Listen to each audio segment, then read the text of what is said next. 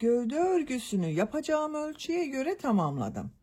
Kaç model sırası yaptığımı sayıyorum. Bak başlangıçtan itibaren model sırasını sayıyorum arkadaşlar.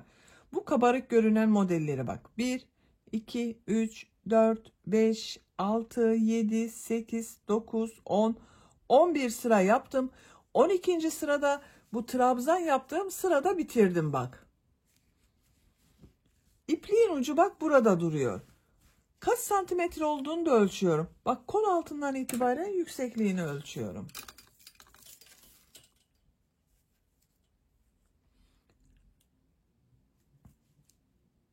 16 santimetre yükseklik var. Benim yapacağım ölçü için bu yeterli. Siz biraz uzun olsun istiyorsanız 1 veya 2 model sırası devam edebilirsiniz. Yeni doğan bebek için yapıyorsanız da bir model sırası önce burada bırakabilirsiniz arkadaşlar. Yine trabzan sırasında bitecek. İkinci ipliğe başladım bak ben. Buradan itibaren ikinci iplik kullanıyorum. Şimdi ön patta düğme iliği yapacağız. Buraya bir sıra sık iğne yapıyorum. En son bak bu ilmeğe yaptım. Bir zincir yapıyorum. Bu ilmek içine sık iğne yapıyorum. Sık iğne sırası yapıyorum.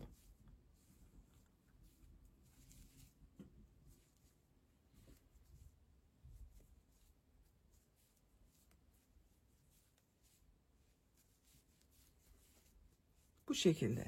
Yaka başlangıcına kadar devam edelim. Yaka başlangıcına kadar bak bir sıra sık iğne yaptım. Görüntü böyle oldu arkadaşlar. İkinci sırayı yine sık iğne yapıyorum. Bir zincir yapıyorum. Örgüyü çeviriyorum. İlk ilmek üzerine sık iğne yapıyorum.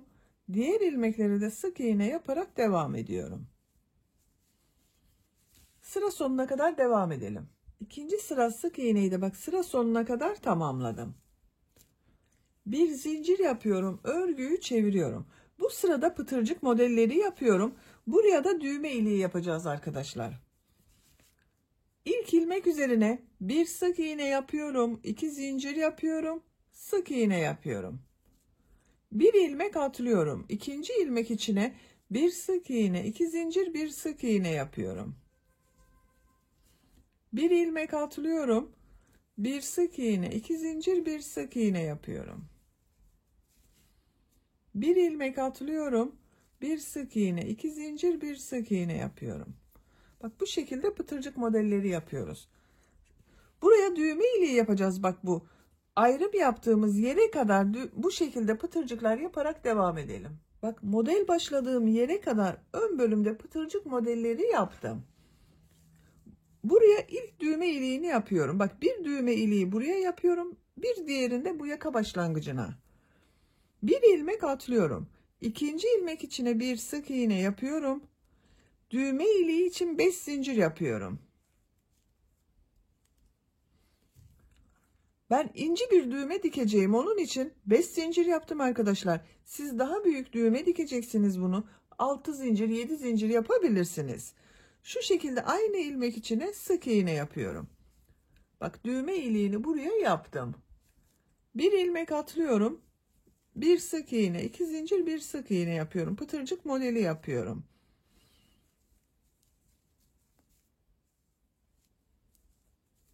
Bak diğer düğme iliğini de buraya yapacağız. 1, 2, 3, 4, 5 pıtırcık yaptım. Bir ilmek atlıyorum. İkinci ilmek içine bir sık iğne yapıyorum. 5 zincir yapıyorum düğme iliği için. Aynı ilmeğe sık iğne yapıyorum. Bak son ilmek içine de bir sık iğne yapıyorum. Bakın 2 düğme iliğini yaptım. Siz daha büyük çocuk için yaptıysanız bunu bak burası biraz daha geniştir arkadaşlar. Bu yaka örgüsü daha fazla olmuştur. Onun için buraya 3 düğme iliği yapabilirsiniz. Birisini bu başlangıca, bir diğerini model başladığımız sıraya, üçüncüsünde ikisinin ortasına yapabilirsiniz. Benim bu küçük olduğu için 2 düğme iliği yeterli. Yaka çevresinde sık iğne yaparak devam ediyorum. Bak aynı ilmek içine bir sık iğne yapıyorum. Gördüğüm ilmeklere her ilmek üzerine bir sık iğne yapıyorum. Başlangıç ipliği bak burada duruyor. Onu da içinde kaybediyorum.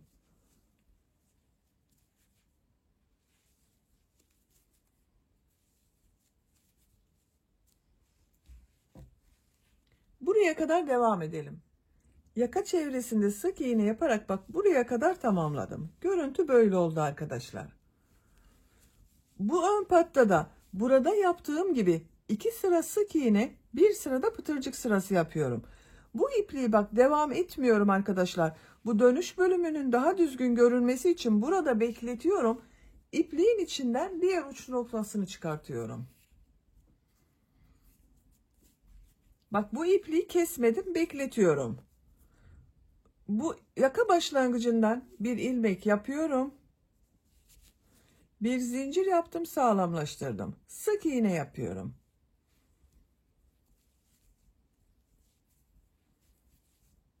Sıra sonuna kadar devam edelim. Sıra sonuna kadar sık iğne yaptım.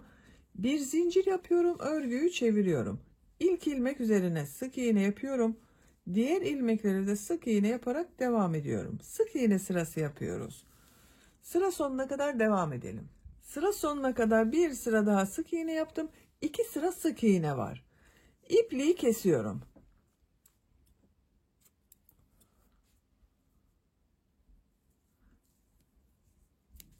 Bak yaka çevresinde sık iğne yaptığım ipliği burada bekletiyordum. Bu iplik ile devam ediyorum. Şimdi bu 2 sıra sık iğnenin üzerinden bir sıra pıtırcık modeli yapacağız. Bak burada olduğu gibi.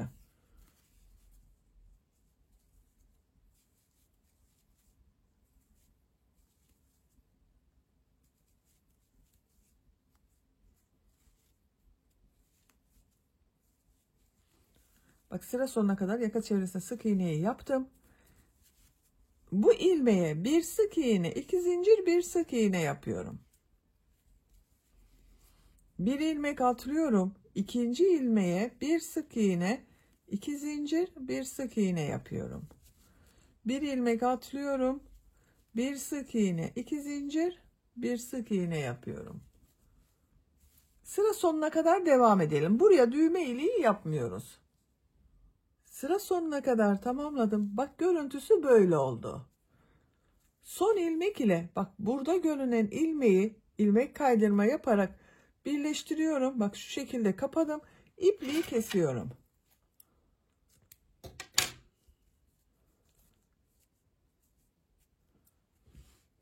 Bakın arkadaşlar. Ben düğme iliklerinin karşısına da 2 tane düğme diktim bak. 2 düğme iliği yaptım. Tam karşılarına ince düğme dikeceğimi söylemiştim. İnce düğme diktim.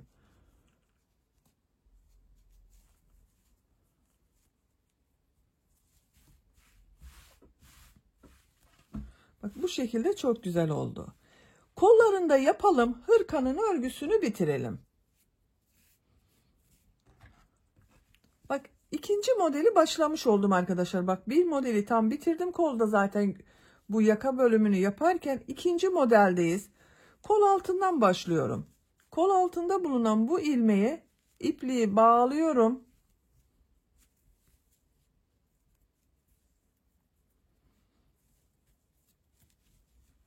Buradan ilmek yapıyorum. 3 zincir yapıyorum. 1, 2, 3. Bak örgüyü çeviriyorum. Örgünün ters tarafından. Burada da çeviriyorduk. Bak örgünün ters tarafından bu trabzanları boşluktan alıp sık iğne yapıyorum. 4 trabzanı boşluktan alıyorum. Sık iğne yapıyorum.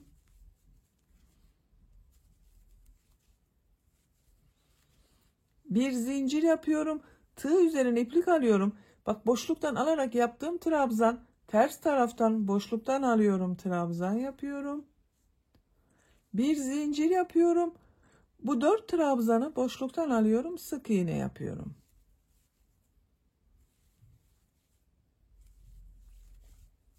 Üç zincir yapıyorum.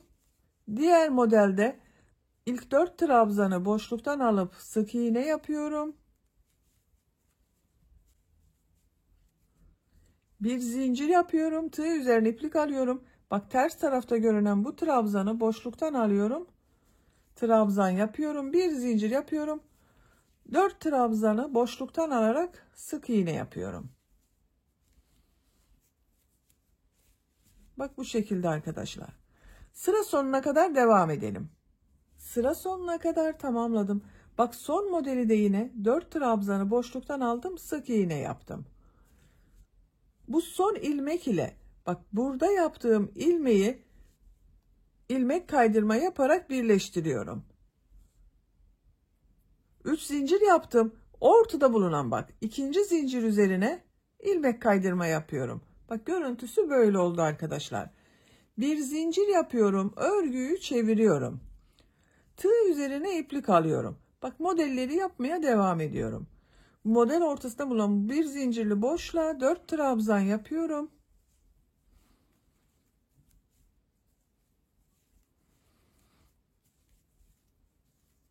Tığ üzerine iplik alıyorum. Bu trabzanı boşluktan alıyorum. Trabzan yapıyorum. Bu bir zincirli boşluğa 4 trabzan yapıyorum.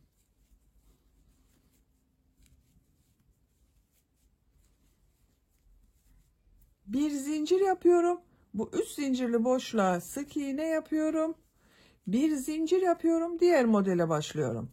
4 trabzan yapıyorum.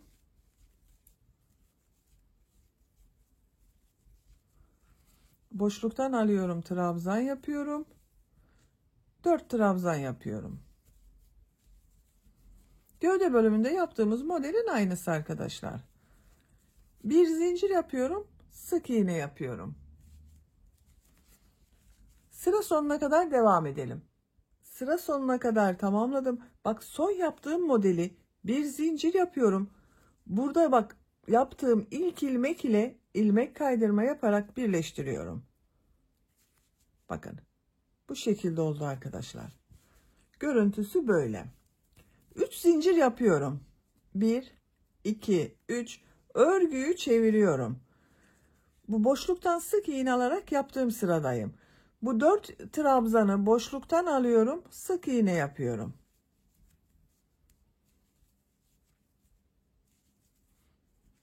Bir zincir yapıyorum. Tığ üzerine iplik alıyorum. Bak boşluktan alarak yaptığım trabzan ters tarafta görünüyor. Ters taraftan boşluktan alıyorum. Trabzan yapıyorum. Bir zincir yapıyorum. 4 trabzanı boşluktan alarak sık iğne yapıyorum. 3 zincir yapıyorum. Diğer modele başlıyorum. 4 trabzanı boşluktan alıp sık iğne yapıyorum. Bak modellerimize devam ediyoruz. Kol örgüsü bu şekilde devam edecek arkadaşlar. Ben kol örgülerini gövde bölümünden bir model eksik yapmayı tercih ediyorum. Siz isterseniz gövde ile aynı sırada yapabilirsiniz veya bir sıra eksik yapabilirsiniz. Kol örgüsünü bu şekilde devam edelim. Diğer kolun örgüsünde başlayarak her iki kolun örgüsünü bitirelim gelelim. Hırkanın kol örgüsünü bak ben tamamladım. 5 model ile kol örgüsüne başladım. 5 model ile bitirdim bak. Sıra sonunda ilmek kaydırma yaparak bitirdim arkadaşlar. Trabzan sırasında bitirdim.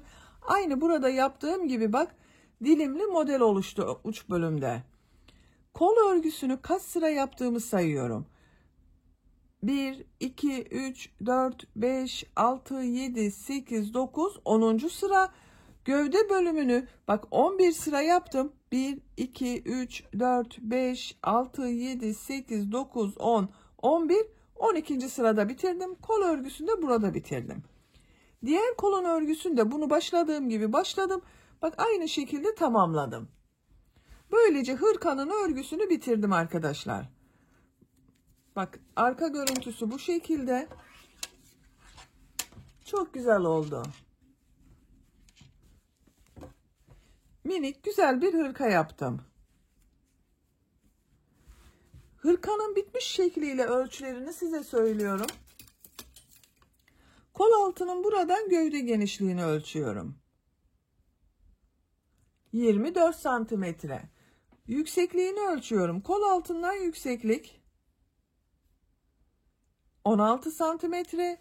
Omuzdan itibaren tam yüksekliğini ölçüyorum. 28 santimetre. Kol yüksekliğini ölçüyorum. Bak kol altından yükseklik 13 santimetre. Omuzdan tam yüksekliğini ölçüyorum. 23 santimetre. Bu ölçüde 3 aylık bebek için güzel bir ölçü. Ben bugün 3 aylık bir kız bebek için yaptım bu hırkayı. Beni dinlediğiniz ve izlediğiniz için hepinize çok teşekkür ederim. Örgü kanalıma abone değilseniz abone olmayı unutmayın lütfen. Örgü kanalıma abone olmak ücretsiz. Örgü kanalıma ücretsiz abone olup orada bulunan zil şeklini dokunarak açık yaparsanız kanalıma video yüklediğim zaman ilk önce size bildirim gelir. Örgülerimden herkesten önce sizin haberiniz olur. İzlediğiniz videolarıma beğeni ve yorumlarınızı da yaparsanız çok sevinirim arkadaşlar. Sizlerle yeni örgülerde görüşmek dileğiyle. Hoşça kalın, sevgiyle kalın.